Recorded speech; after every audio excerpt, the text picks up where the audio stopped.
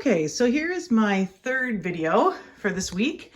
And some of you may remember this from last year, because when you're learning your times tables, when I was young, the easiest thing for me to do was to learn all the easy ones first, and then proceed to the ones that are a little bit more challenging once you get to the memorization part. Now, you might not be there right now, and that's fine, because you don't need to be there in grade 2 yet. That's something that you work towards in grade 3.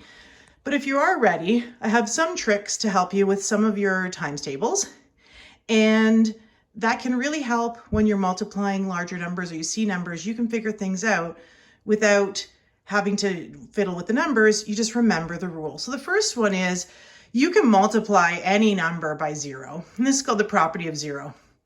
And the rule there is at the bottom. When you multiply by 0, the answer is always 0. So 0 times 0 is 0. 40 times 0 is 0.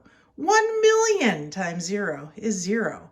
10 trillion times 0 is 0.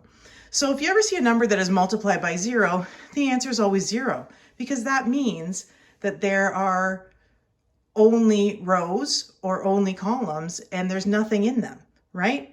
You may have 40 rows of nothing. If you have 40 rows of nothing, you have nothing, right? So that's our first rule. Second rule, I'm hoping is the right one on the right side here. Let me just flip this over. Thank goodness for towel hooks on doors at home. I didn't bring any hooks home with me. So our second rule, sorry for this delay. It's gonna fall down on me.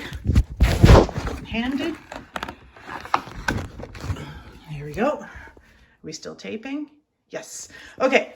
The second rule that you can follow is the rule of 1. So the rule of 1 is when you multiply a number by 1, the product, which is the fancy word for the answer of a multiplication question, when you multiply a number by 1, the product is always the other number. So take a look here. If you have 10, you multiply it by 1, the answer is always the other number. It's not the 1, it's the 10. So if you multiply 10 times 1, it's 10. 20 times 1, 20. 30 times 1, 30. Okay, let's take a look up here. 16 times 1, 16.